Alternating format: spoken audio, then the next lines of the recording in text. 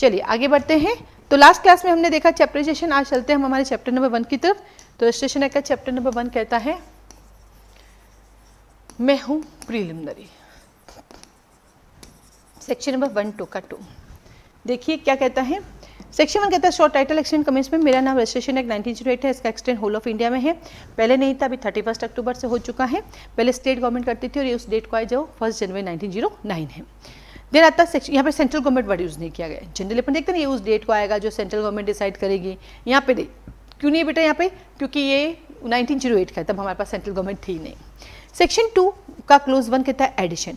Addition का meaning होता है बेटा कि आप जो भी बिजनेस कर रहे हो, जो भी आप ट्रेड कर रहे हो, आपके पास यदि कोई तरह का उपाधि दे रखी है, आपके पास कोई प्रोफेशन है, आपके पास कोई डिस्क्राइब्ड पर्सन डिस्क्राइब्ड है आपके पास, उस साथ ही साथ आपको अपने पिताजी का नाम लिखना है, और जहाँ आप माता के नाम से जाने जाते हो अपने माता का नाम लिखना है। तो अपन लिखते हैं मैं उर्मिला राठी डॉक्टर, मैं डॉक्टर उर्मिला राठी एडवोकेट, तो दोनों लिख दिया मैंने, सन ऑफ दिस। तो वो पूरा डिटेल देना होगा, उस नाम से रजिस्ट्री करते हैं अपनी। 2 कहता है मैं हूँ बुक्स। बुक्स के अंदर क्या आता है, बुक्स के अंदर बुक्स है, उसका किसी भी कितने भी पेजेस हो सकते हैं, बुक्स अंडरलाइन कीजिए, कितने भी काउंटिंग का पेजेस हो सकता है जो इसमें इंक्लूड किया जाएगा। तो include a portion of a book and also number of the seats. तो अंडरलाइन कीजिए नंबर ऑफ द सीट्स, किसकी बात करता है, बुक्स में नंबर ऑफ सीट्स कितनी भी हो सकती हैं। 3 कहता है मैं हूँ डिस्ट्रिक्ट और सब डिस्ट्रिक्ट। डिस्ट्रिक्ट और सब डिस्ट्रिक्ट का वही मीनिंग है जो इस एक्ट में दिया गया, अंडरलाइन कर लीजिए और लिखो सेक्शन 5, सेक्शन 5 में दिया हुआ है। 4 कहता है मैं हूँ आपका डिस्ट्रिक्ट कोर्ट, लिखो वेरी इंपॉर्टेंट, यानी ए इंपॉर्टेंट है हमारा, वापस 4 इंपॉर्टेंट है। 4 कहता है डिस्ट्रिक्ट कोर्ट का अंदर हाई कोर्ट भी आता है, अंडरलाइन कीजिए, डिस्ट्रिक्ट कोर्ट में अपना ओरिजिनल जुडिक्शन यूज करने वाला हाई कोर्ट भी आता है। इसमें ना जैसे से मैं बोलती जाऊंगी ना सोनाक्षी की ना, आपको अंडरलाइन करना है, यही आपके क्वेश्चंस बनते जा रहे हैं, ठीक है। देन आता गए, अब इसके साथ ऑब्लिक करके लिखो सीपीसी। क्या लिखेंगे ऊपर ऑब्लिक करके, सीपीसी 2 क्लोज 4। और क्या कहता है सीपीसी का 2 क्लोज 4 भी यही कहता है कि साहब इसके अंदर आपका ओरिजिनल जुडिक्शन में वहाँ पे प्रिंसिपल सिविल कोर्ट आता है, डीजे कोर्ट आता है, एज वेल एज जो है ओरिजिनल जुडिक्शन वाला हाई कोर्ट भी आता है। ये हमारा प्री का क्वेश्चन है। फिर आता है आपके पास 5 कहता है एंडोर्समेंट और एंडोर्स्ड। तो क्या कहता है, आपको कोई भी डॉक्यूमेंट जब आप प्रोड्यूस करते हैं, कोई भी आप बुक लाते हैं, तो आपको उसको इनिशियल करना होता है, तो सिग्नेचर करना पड़ता है। तो लिखो registering officer on a reader और covering slip, rider covering slip, जो आपकी बुक की जो स्लिप होती है, कवरिंग स्लिप होती है, उसके ऊपर एंडोर्समेंट किया जाता है। तो ये जो क्वेश्चन है आपका 5, ये सिर्फ टाइटल बेस्ड क्वेश्चन आएगा। पूछेंगे एंडोर्समेंट और एंडोर्सी कौन से सेक्शन के क्लोज में दी गई, तो आप कहना सेक्शन 2 के 5 में। बट ये होता क्या समझ गए, ये जो कवर पेज होता है उसको एंडोर्स करने के लिए कहा जाता है। फिर आता है 6 आता है इमूवेबल प्रॉपर्टी। ये यहाँ से क्वेश्चन नहीं आएगा, लेकिन नॉलेज के लिए देखो इमूवेबल प्रॉपर्टी में क्या आता है, लैंड आता है, लैंड के साथ बिल्डिंग आती है, हेरिटेज अलाउंसेज आते हैं, नौका घाट आता है, फिशरीज आती है। अब देख, तो लास्ट क्लास में क्या पढ़ा था आपने सोनाक्षी, आपने पढ़ा था जयपुर डेवलपमेंट एक्ट, वहाँ पर भी सब चीज़ें थी ना, यहाँ पर भी है। लैंड से उद्भूत होने वाले कोई अन्य फायदे भी हैं, और ना अर्थ से जुड़े हुए चीज़ें भी इसमें इंक्लूड होती हैं, संलग्न है, बंदी वस्तु होती हैं, ठीक है। मतलब जो कुछ भी अटेस्ट टू अर्थ है वो सब इमूवेबल प्रॉपर्टी है।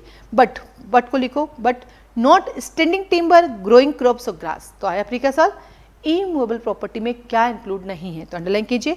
यहाँ पे आपकी खड़ी इमारती लकड़ी नहीं आती हैं, उगती फसलें नहीं आती हैं, और ना ही उसका कोई अंतर्गत कोई भाग आता है। तो ए कहता है मैं हूँ आपका एडिशन, बी कहता है मैं हूँ बुक, सी कहता है मैं हूँ डिस्ट्रिक्ट सब डिस्ट्रिक्ट, 4 कहता है कि मैं हूँ आपका डिस्ट्रिक्ट कोर्ट, और 5 कहता है मैं हूँ आपका एंडोर्समेंट एंडोर्सी, और 6 कहता है मैं इमूवेबल प्रॉपर्टी। अब आता है 6 से इंडिया। इंडिया की सेम टू सेम ऐसी डेफिनेशन जेंट के इंक्लूड नहीं, ऐसी कैसी डेफिनेशन पता कहाँ दी हुई है इंडिया की, वहाँ पे सीपीसी में, क्योंकि दोनों साथ साथ आए तो सब चीज़ें में एक साथ ही बदली है, तो सीपीसी में दी गई। लेकिन हालांकि अब इसको चेंज कर दिया जाएगा, क्यों, क्योंकि अब तो जम्मू कश्मीर इंक्लूड हो चुका है, तो अब इसका कोई मतलब ही नहीं है, तो अब तो वो भी इसमें आ जाएगा। तो ये 1951 में जोड़ा गया, लिखो जब अपना इंडिया कॉन्स्टिट्यूशन बना तब इसको जोड़ा गया, लिखो 1951 में जोड़ा गया।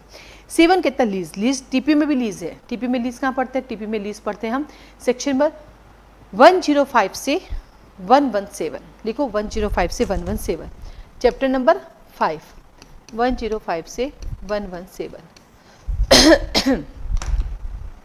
देन आता है आपके पास लीज के इंक्लूड आती है, इसके अंदर क्या क्या आता है देखो, काउंटर पार्ट्स आता है, कबूलियत आता है, एग्रीकल्चर आता है, अंडरटेकिंग्स आता है, एटसेट्रा। तो ये याद रखना है लीज में क्या इंक्लूड है, प्री का क्वेश्चन बनेगा। तो ये आते हैं हिंदी वाले, प्रतिप्रतीक आता है, कबूलियत आता है, कृषि और दखल के लिए वचन आता है, पट्टे के लिए करार भी शामिल है।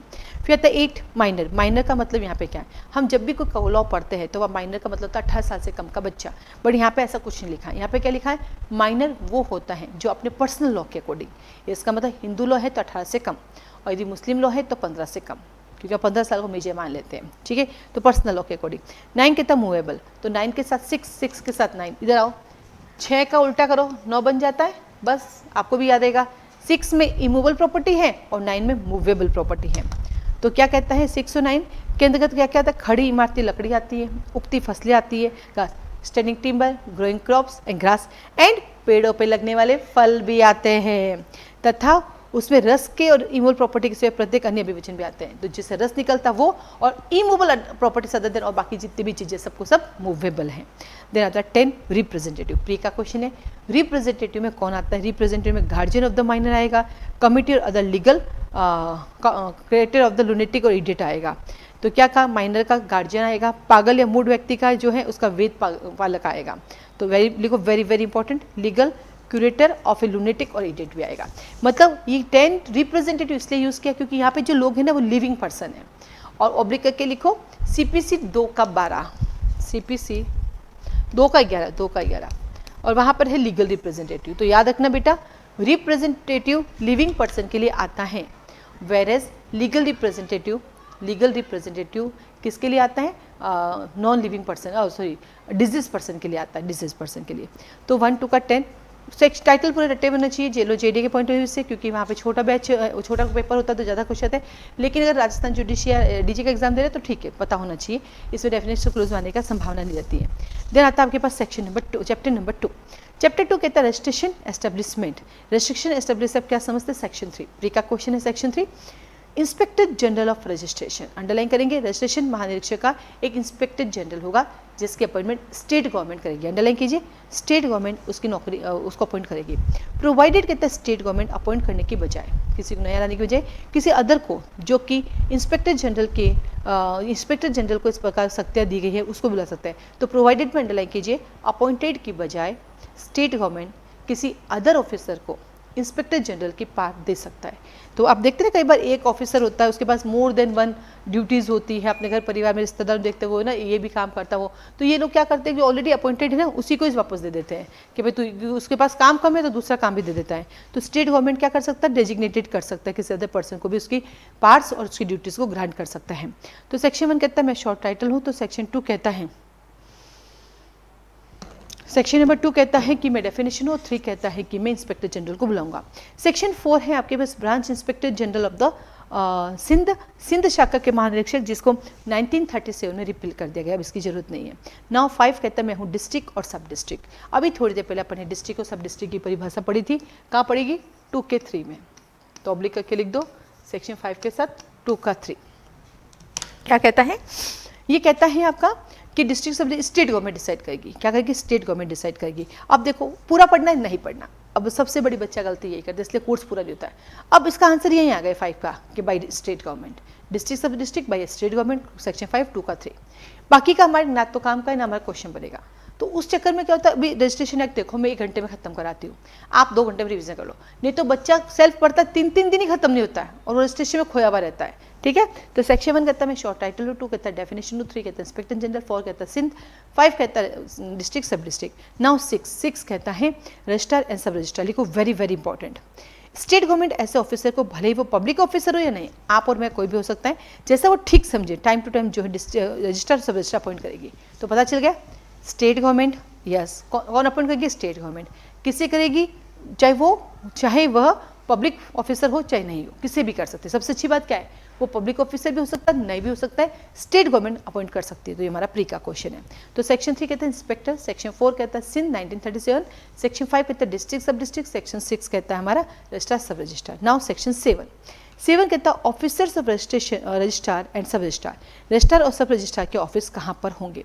नंबर 1 स्टेट गवर्नमेंट, अंडरलाइन कीजिए, स्टेट गवर्नमेंट एवरी डिस्ट्रिक्ट में रजिस्ट्रार के, क्या कहता है, स्टेट गवर्नमेंट एवरी डिस्ट्रिक्ट में रजिस्ट्रार के ऑफिस को एस्टैब्लिश करेगी, as well as sub division में सब रजिस्ट्रार को बिठाएगी, और जब जब जरूरत पड़ेगी तो ज्वाइंट सब रजिस्ट्रार को भी बिठा सकती है। क्या कर सकती है, ज्वाइंट सब रजिस्ट्रार को। तो 3 कैटेगरी हो गई, रजिस्ट्रार, सब रजिस्ट्रार एंड ज्वाइंट रजिस्ट्रार। और कौन करेगा, स्टेट गवर्नमेंट करेगी।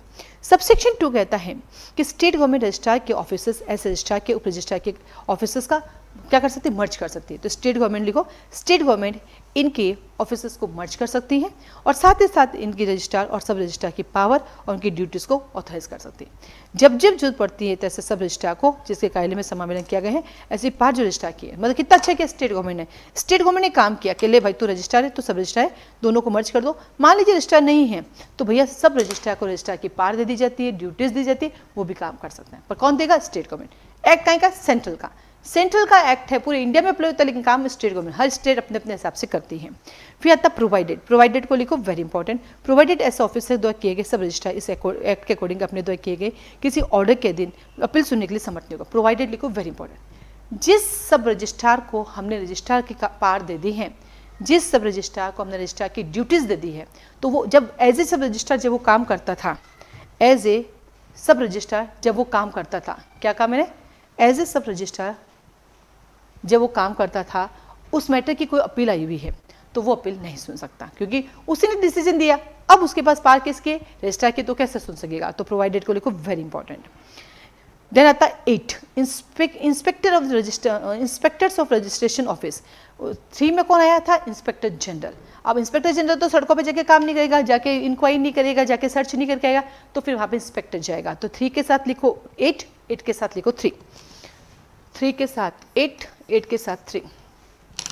तो 8 कितना? रजिस्ट्रेशन कार्यालय के एक इंस्पेक्टर होगा। स्टेट गवर्नमेंट रजिस्ट्रेशन ऑफिस के लिए एक इंस्पेक्टर को अपॉइंट करेगी। और सब सेक्शन 2 वेरी इंपॉर्टेंट है, ये जो रजिस्ट्रार होगा वो इंस्पेक्टर जनरल के कंट्रोल में होगा, इंस्पेक्टर जनरल के कंट्रोल में होगा।